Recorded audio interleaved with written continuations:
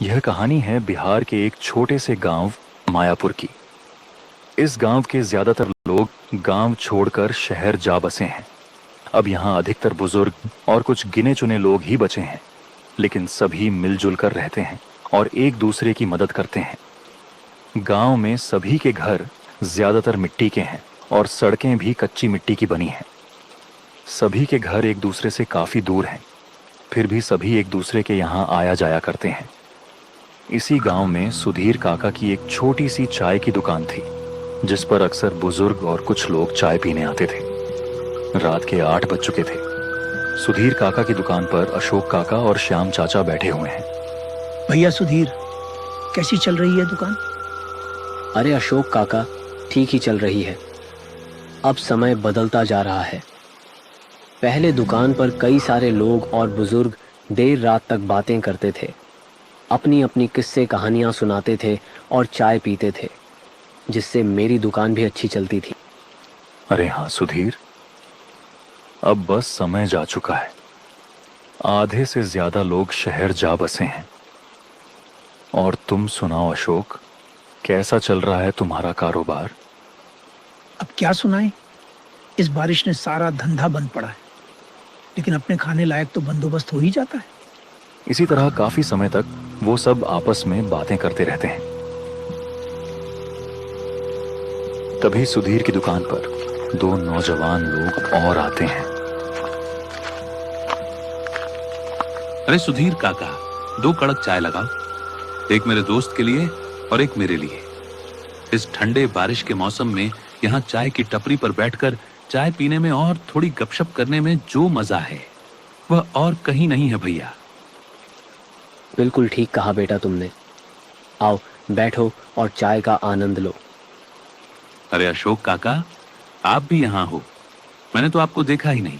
चलो इसी बहाने आपसे भी थोड़ी बातें हो जाएंगी। और बताओ अशोक काका, आपका काम धंधा कैसा चल रहा है? अरे बेटा, क्या बताऊं, इस बारिश ने तो सभी का हाल बेहाल कर रखा है। जो भी फसल थी सभी बारिश में नष्ट हो गई। अब खेतों में थोड़ी बहुत सब्जियां लगाते हैं और उन्हें बाजार बेचकर ही हमारा घर चल पाता है। अरे काका, चिंता मत कीजिए। जीवन में उतार चढ़ाव तो होते ही रहते हैं। जीवन को खुलकर आनंद के साथ व्यतीत करना चाहिए।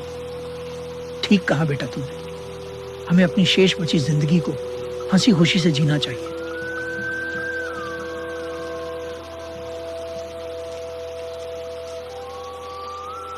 सुधीर काका की चाय में तो स्वाद ही कुछ अलग है।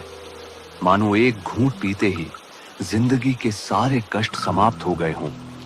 इसी स्वाद के लिए तो हम सुधीर काका की दुकान पर आते हैं। अशोक काका, हमने आपके बारे में बहुत सुना है कि आपके साथ हकीकत में कई बार विचित्र घटनाएं घटी हैं। क्या वह सब सच है? हाँ बेटा, मेरे साथ हकीकत में कई बार डरावनी घटनाएं घटी हैं। क्या तुम वह सुनना चाहोगे? अरे हाँ काका, बारिश के इस ठंडे मौसम में यहाँ चाय की टपरी पर बैठकर चाय पीने में और आपकी डरावनी कहानी सुनने में तो और भी ज्यादा मजा आएगा। जरूर जरूर सुनाओ। चलो, फिर तुम इतनी जिद कर ही रहे हो तो मैं तुम्हें अपने साथ घटित एक डरावनी और विचित्र कहानी सुना ही देता हूँ। कहानी है आज से ठीक 20 वर्ष पहले की, जब मैं गांव से कुछ दूर पटना शहर में एक दफ्तर में काम करता था। मैं बस स्टेशन पर उतरा, जिसमें से मैं और एक और आदमी उतरा, जो कि कुछ अजीब था। रात के करीब 12 बज चुके थे। स्टेशन पर दूर दूर तक कोई भी नजर नहीं आ रहा था। ये तो जाहिर था कि इस वक्त स्टेशन पर कोई भी ऑटो रिक्शा नहीं मिल सकती। मेरा घर स्टेशन से काफी दूर था। पैदल जाने में लगभग 1 से 2 घंटा तो लग ही जाता। फिर वह आदमी जो बस से मेरे साथ ही उतरा था, वो पैदल ही आगे बढ़ना शुरू कर दिया। मैंने पीछे से आवाज लगाई, अरे भाई साहब रुकिए, आप कहाँ जा रहे हो? अरे भाई, यहाँ खड़े रहने से तो बढ़िया ही है कि मैं पैदल ही अपने घर पहुंच जाऊं। भले ही थोड़ा समय लगे, लेकिन यहाँ रुकने से तो अच्छा ही है। मेरा गांव गंगापुर यहाँ से लगभग 10 किलोमीटर दूर है। और आपको कहाँ जाना है? अरे भाई, जाना तो मुझे भी गंगापुर ही है, पर गंगापुर का ये रास्ता तो जंगल से होकर जाता है ना। पैदल इतनी दूर अंधेरी रात में जाना क्या ठीक रहेगा? अरे भाई, अगर तुम इन बातों पर विश्वास करते हो तो तुम मूर्ख हो। मैं तो इन बातों पर बिल्कुल भी भरोसा नहीं करता। वह व्यक्ति ये बात बोल तो रहा था, लेकिन मेरा उस व्यक्ति पर विश्वास करना मेरे लिए सबसे बड़ी भूल हो गई। मैंने उस व्यक्ति की बातों पर विश्वास कर लिया और उसके साथ गांव जाने के लिए हाँ कर दी। चारों तरफ अंधेरा ही अंधेरा था। आसमान में बिजली का ढकने के साथ एक अलग ही सन्नाटा था। बारिश भी धीरे धीरे अपनी रफ्तार बढ़ा रही थी। बारिश की बूंदें भी अब बदन पर सुई चुभने सी लग रही थी, पर हम दोनों आगे बढ़ते ही चले जा रहे थे। आसमान में जोर जोर से बिजली कड़कने लगी। अब हमें लगा कि कहीं रुक जाना ही ठीक रहेगा। हमने सामने एक बद्धा वृक्ष देखा और वहीं पर हम दोनों रुक गए। चारों तरफ अंधेरा ही अंधेरा और जंगल से सिर्फ जंगली जानवरों और बारिश की बूंदों के गिरने की ही आवाज आ रही थी, और इसके साथ साथ जंगल से कुछ अजीब तरह के जानवरों की भी आवाज आ रही थी, पर हम इतना ध्यान नहीं दे रहे थे। बस हमें इंतजार था कि किसी तरह बारिश धीमी हो जाए या फिर रुक जाए। वैसे भाई साहब, आपने बताया नहीं, आपका क्या नाम है और आप कहाँ से आ रहे हो? क्या करोगे भाई जानकर? कौन सा इस सफर के बाद हमें दोबारा मिलना है? क्या मतलब है आपका? मतलब भाई, मैं तो शहर का आदमी हूँ। किसी काम से यहाँ गांव आया हूँ। कुछ समय बाद मैं यहाँ से चला जाऊंगा। अब इतने कम समय के लिए मुलाकात करने से क्या फायदा? ठीक है, मत बताओ, पर ये तो बता ही सकते हो कि तुम यहाँ किस काम के लिए आए हो। मैं यहाँ से किसी को अपने साथ ले जाने आया हूँ। लगभग आधा घंटे बाद बारिश भी शांत हो चुकी थी। हम दोनों फिर से आगे बढ़ने लगे। यह रास्ता घने जंगल और कच्चे रास्तों का था। गांव वालों का कहना था कि इस रास्ते पर रात को जो भी व्यक्ति पैदल आता है, अक्सर वह गांव तक नहीं पहुंच पाता। अब इसके पीछे का राज तो मुझे भी नहीं पता था।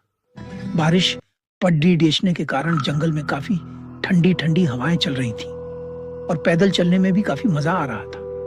लेकिन जंगल से आने वाली जंगली जानवरों की आवाजें कहीं ना कहीं मुझे भयभीत सा कर रही थी। ये व्यक्ति मुझे कुछ अजीब सा लग रहा था, क्योंकि ये न ही मुझे अपना पता बताना चाहता था और न ही ये मुझसे बातें करना चाहता था। ये सिर्फ मेरे से आगे बढ़ता ही चला जा रहा था। इसे मानो बिल्कुल भी डर न लग रहा, पर मैंने भी उस पर इतना ध्यान नहीं दिया और मैं भी उसके साथ आगे बढ़ता रहा। तभी हमें सामने एक बोर्ड दिखता है जिस पर लिखा था, अगर आ गए हो तो लौट कर मत जाना और अगर जा रहे हो तो वापस मत आना।